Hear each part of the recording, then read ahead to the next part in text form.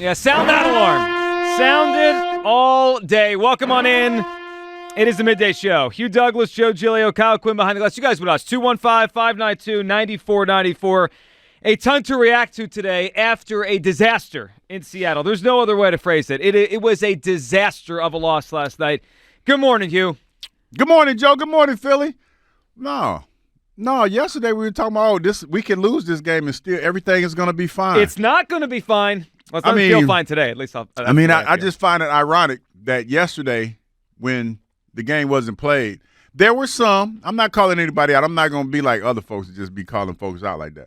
But there were some that felt like, no, you know what? We can lose this game and we're still good. So I'm going to go ahead and adopt that narrative this morning. We're still good. Yeah, it doesn't feel good. I don't believe that. It doesn't feel good. It does not. It feels like this team is somewhat fragmented. I mean, it does. Like you hear, like there's a whole lot of underlying tone or underlying conversation being had where if I was on the team, they'd be like, hold up, dog, what you mean? What that mean? Like it sounds like you trying to say something without saying it. So what you trying to say? Like it just feels like there's a whole lot of that going on right now. Too much of it. And there's a lot of blame to go around. And really, I'm just frustrated. I'm frustrated with what's happened to the Eagles, a team that we gave so much credit to for finding ways to win 3-4 weeks ago. And right now, they look lost in so many areas, so many areas where this team is just not where it needs to be right now. They're going the wrong way as the season goes along. Look, you guys know I am frustrated with the coaching staff, but my biggest frustration right now today is the quarterback. Jalen Hurts was not good enough last night. Jalen Hurts was poor last night, and he made decisions. And I know he was sick, but he played. He chose to play. Yeah. He went out there. His decision-making last night was really, really not winning football. I mean, I could point to 4 plays where I say to myself, what is this guy thinking? Late in the third quarter, he goes deep to A.J. Brown down the sideline. It clearly shows Devontae Smith wide open on the crosser. He takes the home run ball. Yeah. Incomplete. Oh, I know why I did it. But I'll let you finish. Yeah, I'll that's one. I got 4 of them, Hugh. Yeah. All right.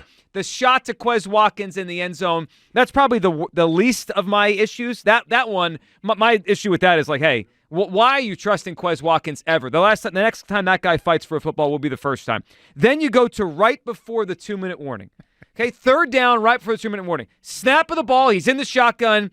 I mean, you could count one Mississippi, and he's bailing the pocket, running around to the right, running around to the left. You watch the replay, and Dallas Goedert is sitting there open, stand in the pocket. There wasn't even immense pressure on that one.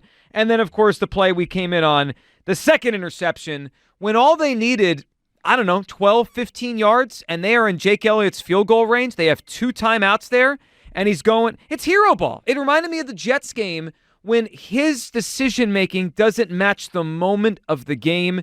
He has 17, 18 turnovers, whatever it is now on the season. He's near the top of the league, obviously. This guy built his reputation on he's a smart quarterback. He doesn't make mistakes. And what I'm seeing this year is a quarterback that has reverted to making a lot of mistakes. And I'll just put it this way because it's the only way I could say it. The Eagles are not getting what they paid for.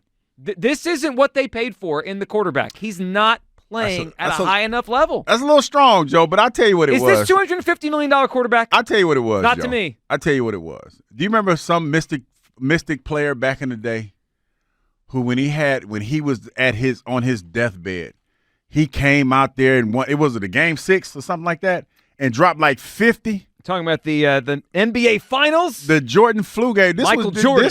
This was Jalen Hurts' Jordan flu game. And if anybody else says that it wasn't, you're telling a lie because all I saw on the Instagram and on the Twitters and everything, the fact that he was sick and he couldn't travel with the team, everybody talking about Jordan flu game loading.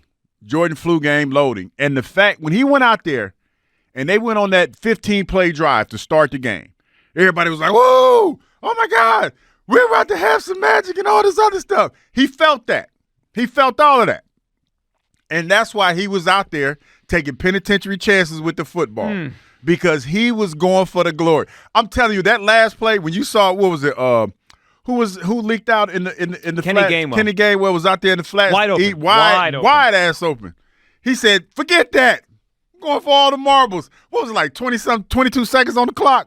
I think 16, 17, but yeah, but my story sounded I better. like yours better. Into the circle, puts the shot in the air. Good! That's what he said. That's what he saw right there. Yeah. He had his Jordan flu game. He was going for all the marbles. So he just threw it down the field. And you know what he was going to do? It was going to play out like I told you it was going to play out. He was going to faint. If he would have caught that ball, if Quez would have caught it, he would have fainted. Was Kenny Gainwell the Byron Russell, like shoving him out of the way? Yeah, and then he shot the shot? He was just like, hey, I'm going for all the marbles. Because at that moment, that play was unnecessary. It was unnecessary. Totally. Because even in the broadcast, they were talking about how if you get in field goal range, that's your boy Jake Elliott. That's his sweet spot. Definitely. That's it. But it was like, bump that. They're going to be talking about me like they talk about Michael Jordan. He's been doing it for the last couple of weeks. The only difference in this one is it came back to bite him.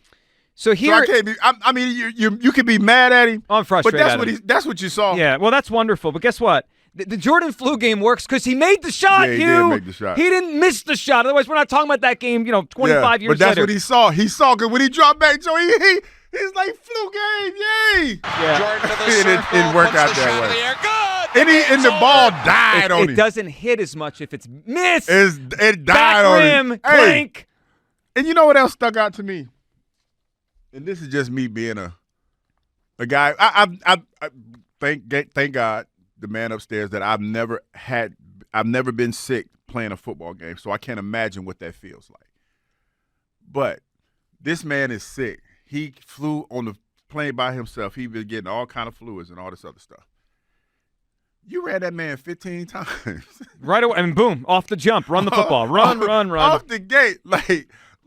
And I get it, because when you're out there, no excuses. If you play football and you decide to go out there and play, there are no excuses.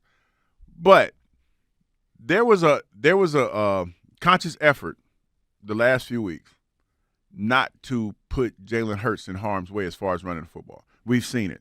The fact that this team is primarily a passing team, and they decided yesterday to run the ball. I think they had like 30 rushes or something like that. It was something crazy like that. They had more rushing attempts because at one point, DeAndre Swift had like over 15 carries. They ran it 38 times last night. Yeah, like that's the point. Like, I think Jalen had like 15 rushes or something like that. 13 for 82. Yeah, probably his best rushing game of the season. Yes. On his worst night of his life, you decide that was desperation to me. That was desperation because he was a shell of himself running, and you got him hit. Like, the dude already sick, and you're asking him to do more. Like, he's limited in his ability. But in this game, the flu game, you're asking him to do more than you've asked him to do in any other game this season. So you're more frustrated with the coaches than Yes. Jalen? Like, that was Joe, that was desperation. Those were desperation plays. Right out the bat, you come out with a draw play off the top.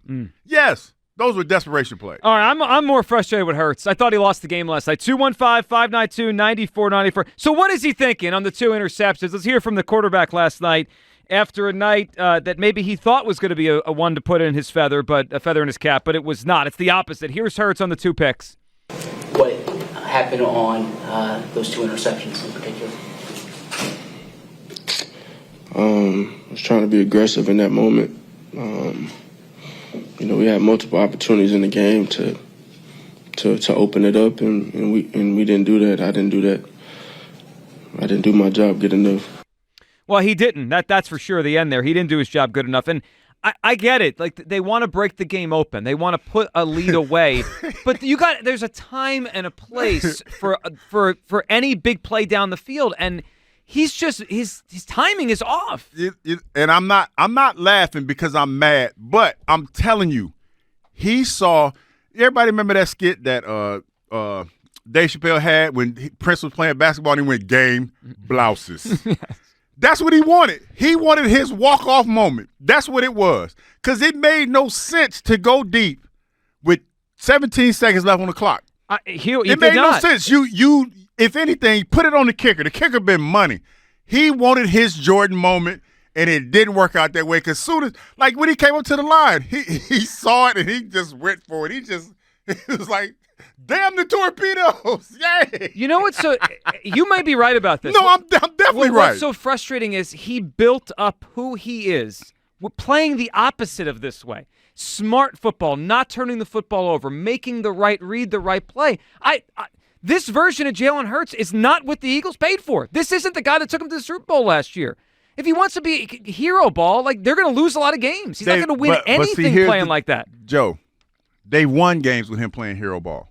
So, but Hugh, they were down and they had to. They were winning last night. But they won. That this is what happened. It caught up with him. Like Jalen Hurts, when you go back and you look at some of the games that we've been in, where he's snatched losses from the jaws of a loss. I said it wrong, but you get where I'm coming from. From the jaws of defeat, maybe? Yes, yeah. He's an idiot. But that's what it was. He saw that moment, and he was going to come in the press conference, and he was gonna enlighten us with some clever words that he was going to say. It didn't work out that way. No, in fact, it went the opposite. And here's what he enlightened with us after the game. Here's Jalen Hurts, and this, of all the alarming things about a team off of 3 straight losses and finger pointing and a coach, demoted last week and all this nonsense going on, this may be the biggest thing to come out of this team the last couple weeks. Listen to Jalen Hurts talking about the issues with his team.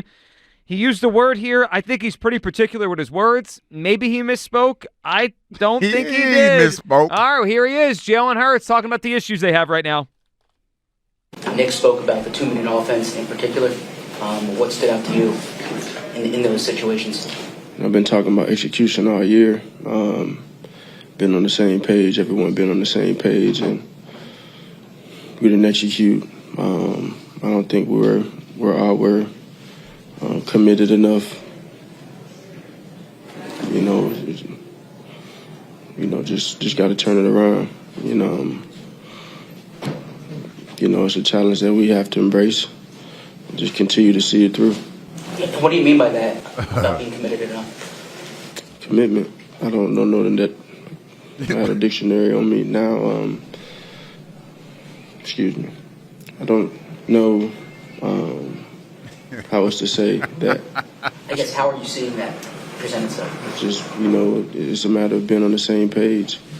It takes everyone being all in all aspects, and, it starts with me. Am I wrong for laughing at a train wreck, watching like a car crash? I feel like Kinda. I mean, but it's funny because the wheels are falling off this wagon right before our eyes. And it started weeks ago.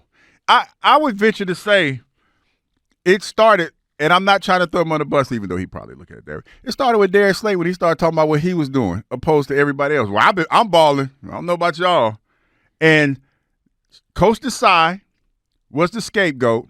And I tried to tell y'all last week, he was the fall guy in this situation. The offense still ain't scored. They scored, 10 points in the first half?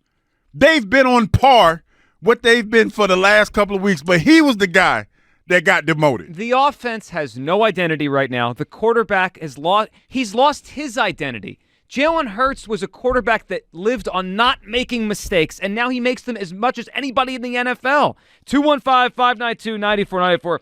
I'm frustrated, mostly with Jalen Hurts today. He was frustrated with the coaching. Kobe. He's not. But listen, he was trying to be money. Guess what? Chef. He was trying to be the chef. I like Jalen Hurts. In fact, he's one of my favorite players. I was coming around here in a long time. He's got a long way to go to be those guys. You are thoroughly irritated. No, I am this irritated morning. because if your theory's right, and I think you might be right, then he's got to look himself in the mirror and say, who am I? Yes. Because guess what? Jalen, you're a long way from Michael Jordan. You're a long way from Kobe Bryant. Can we focus on hitting a check down?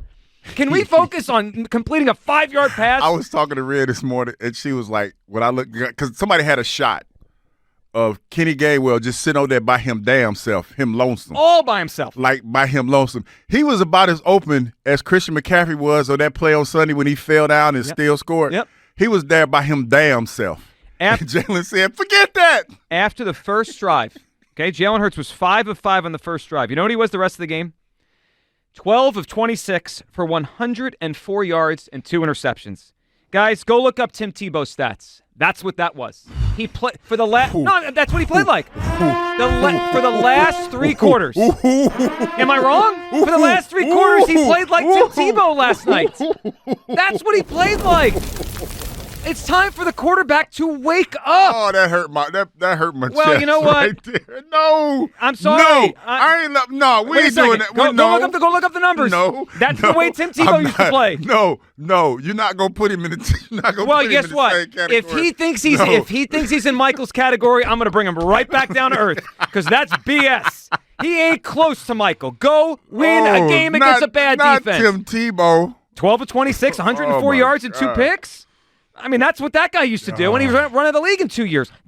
I'm just so frustrated with the quarterback. This gonna be a long day. Whew.